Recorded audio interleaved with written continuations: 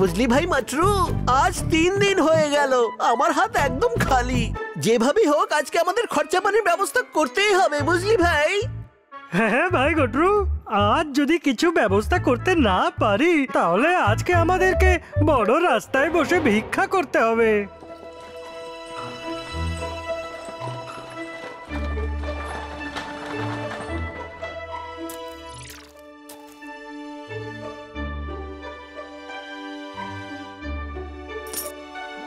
ভাই মাট্রু, দেখ দেখ, মনে হচ্ছে আমাদের খরচা পানির ব্যবস্থা হয়ে গেল।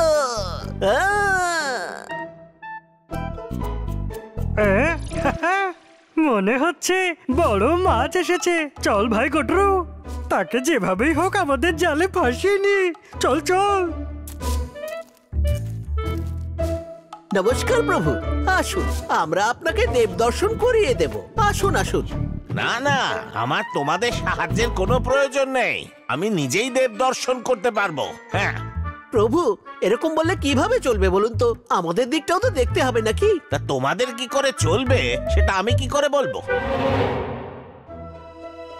প্রভু, চিন্তা করবেন না, আমরা সামান্য দক্ষিণা নিয়ে আপনাকে দেব দর্শন করিয়ে দেব। হ্যাঁ হ্যাঁ। এই ছাড়ো, আমাকে যেতে দাও। আরে গেল গেল, সব গেল, বড় মাছটা হাত থেকে বেরিয়ে গেল। হ্যাঁ ভাই গট্রু, সে যাক না, কিন্তু আসল জিনিস তো পেয়ে গেছি। ভাই মাট্রু, আরে তুই তো দারুণ কাজ করেছিস রে।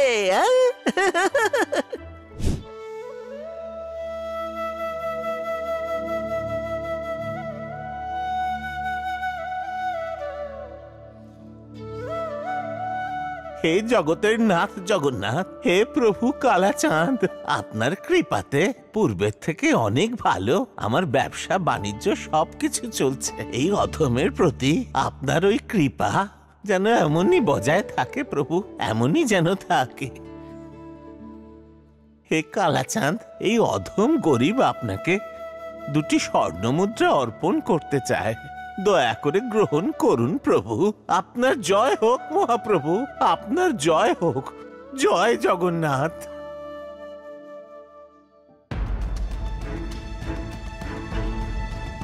আরে আমার মুদ্রার থলি গেল কোথায়? এখানেই তো রাখা ছিল, বাইরে পড়ে গেল নাকি?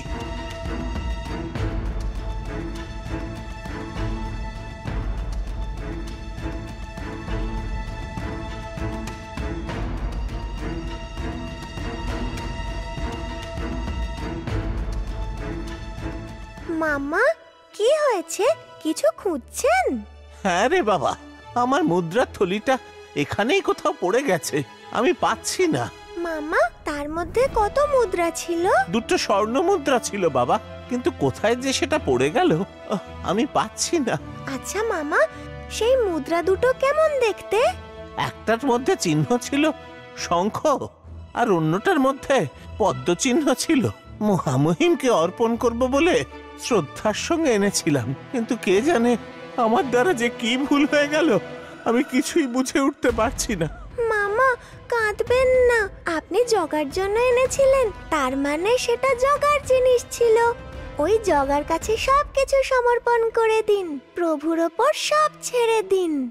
তুমি সত্য বলছো বাবা? হ্যাঁ মামা, উনি হলেন বিশ্বপালক, যা করার উনিই করবেন, উনি ছাড়া কোনো গতি নেই। হে প্রভু জগন্নাথ, এ তোমার কি প্রকারের লীলা প্রভু? এই গরিব ভক্ত নির্মল হৃদয়ে তোমার জন্য কিছু এনেছিল, হঠাৎ কি যে হয়ে গেল আমি খুঁজে পাচ্ছি না মহাপ্রভু। তোমাকেই দেব বলে এনেছিলাম, তোমার জিনিস কোথায় গেল তুমিই শুধু জানো মহাপ্রভু। আমার এই ভুলের জন্য আমায় ক্ষমা করো প্রভু, আমায় ক্ষমা করে দিও। হ্যাঁ ভাই গট্রু, মনে হচ্ছে এর মধ্যে অনেক ধন সম্পত্তি আছে। হ্যাঁ, এবার খুলে দেখি এর ভেতরে কি আছে।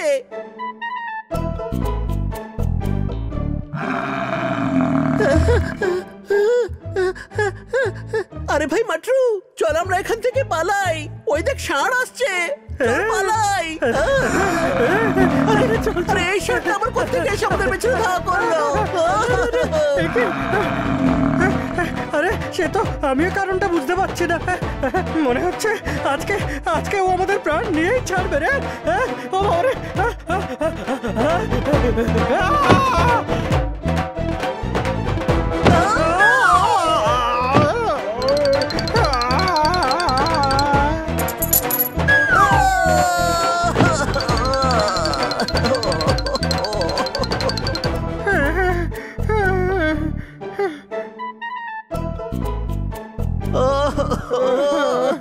আমাদের কপাল খুব ভালো যে আমরা ওই ষাঁড়ের হাত থেকে আজকে বেঁচে গেলাম রে। প্রাণে তো বেঁচে গেছি, কিন্তু এই থলেটা খালি হয়ে গেছে। যত মুদ্রা ছিল সব পড়ে গেছে রে। আমাদের এতক্ষণের পরিশ্রম বৃথা হয়ে গেল সব।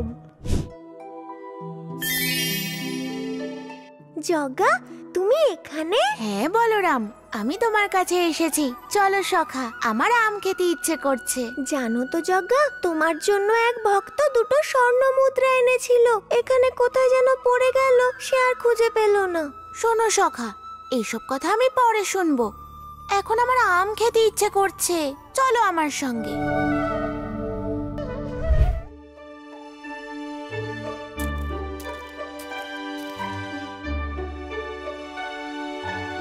আরে এ কি? এ তো দেখছি স্বর্ণ মুদ্রা। মনে হয় কারো হাত থেকে পড়ে গেছে।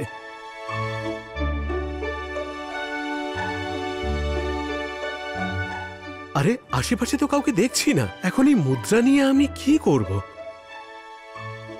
এগুলো যখন মন্দির চত্বরে পাওয়া গেছে, এইগুলো নিশ্চয়ই মহাপ্রভুর হবে।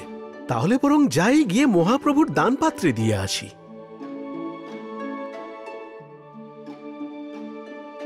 এখানে তো দেখছি দোকানে অনেক ভিড় রয়েছে।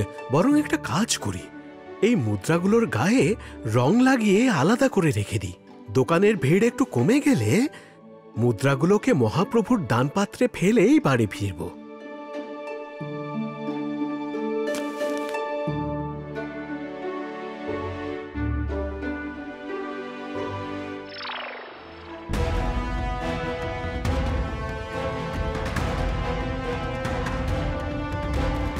আরে ধরো ধরো, ওই বাঁদর আমার মুদ্রা নিয়ে পালিয়ে গেল। আরে ধরো ধরো, কে কোথায় আছো ধরো। ভাইয়েরা, কে কোথায় আছো ধরো। ওই বাঁদরটা আমার মুদ্রা নিয়ে পালিয়ে গেল। দয়া করে এই বাঁদরটাকে তোমরা ধরো। আরে সোমনাথ ভাই, কি হলো? আরে ভাই, ওই বাঁদরটা আমার মুদ্রা নিয়ে পালিয়ে গেছে। ওটাকে এক্ষুনি ধরো ভাই, ধরো ধরো। আরে ধরো ধরো ভাই, ওইদিকে পালাচ্ছে, ধরো ধরো আরে ভাই ধরো, চলো তাড়াতাড়ি চলো, ওইদিকে দিয়ে পালাচ্ছে। আরে ওই বাঁদরটা তো এইদিকেই এসেছিল, কোথায় গেল? কে জানে কোথায় উধাও হয়ে গেল, তাকে খুঁজে পাওয়া অসম্ভব। চলো ভাই সব, চলো এখান থেকে। আরে তুমি জানো, আজকে না আমার একটা বড় ভুল হয়ে গেল গো। কি হয়েছে? আজকে আমি যখন দোকানে যাচ্ছিলাম,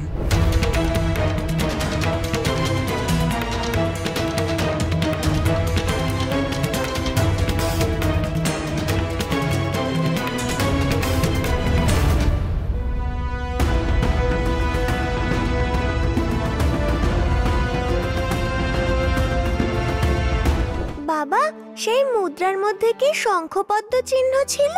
হ্যাঁ, তুই কি করে জানলি? এক মামা ওই দুটো স্বর্ণ মুদ্রা জগাকে দেওয়ার জন্য এনেছিলেন। বড় দণ্ডর কাছে ওটা হারিয়ে যায় বলে খুঁজছিলেন। হে প্রভু আমার জগন্নাথ, আজকে আমি কত বড় ভুল করে ফেললাম। আমি যদি ঠিক ওই সময় মুদ্রাগুলো দান পাত্রে ফেলে দিতাম, তাহলে এসব অঘটন ঘটতই না। বাবা, ভুল তুমি করে ফেলেছো, কিন্তু কিছু জিনিস আমাদের হাতে থাকে না।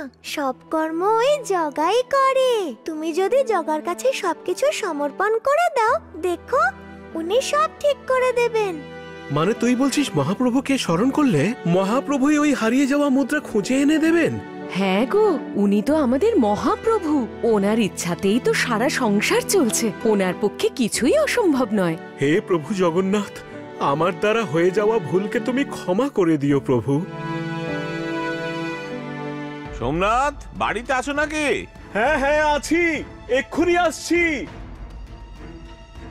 আগে কি হয়েছে? সেনাপতি বটুকনাথ খবর পাঠিয়েছেন, আজ শ্রীমন্দিরে দানের মুদ্রা গণনা হবে, তুমি উপস্থিত থেকো।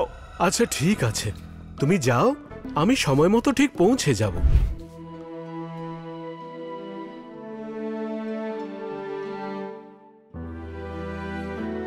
মনে হচ্ছে জগন্নাথ প্রভুর মন্দিরে ভালোই দান দক্ষিণা পাওয়া গেছে। হ্যাঁ, তেমনই মনে হচ্ছে।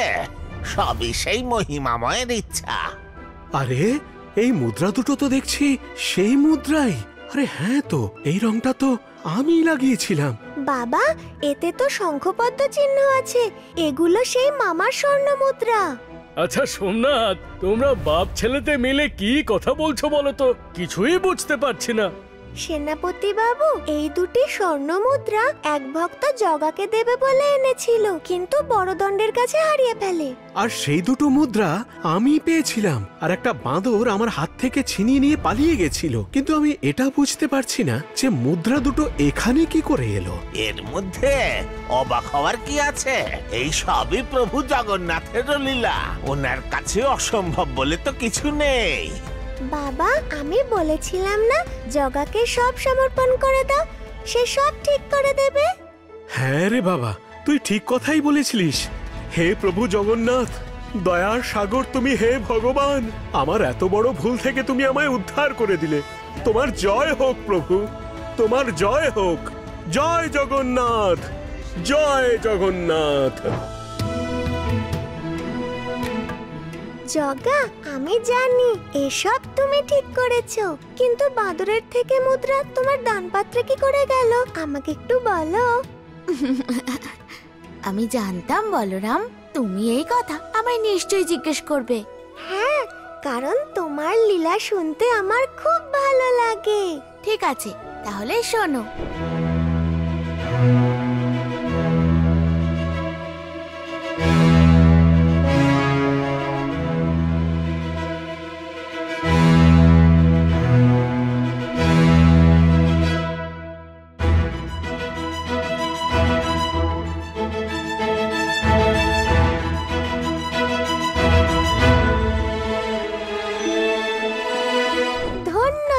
জগা, ধন্য তোমার মহিমা। হাত পা নেই প্রভু জগন্নাথ দেবের, বসে আছে তাও সে বড় মন্দিরে। তুমি সৃষ্টি, তুমি স্রষ্টা, তোমাকে ছাড়াই সংসার অচল। জয় জগন্নাথ।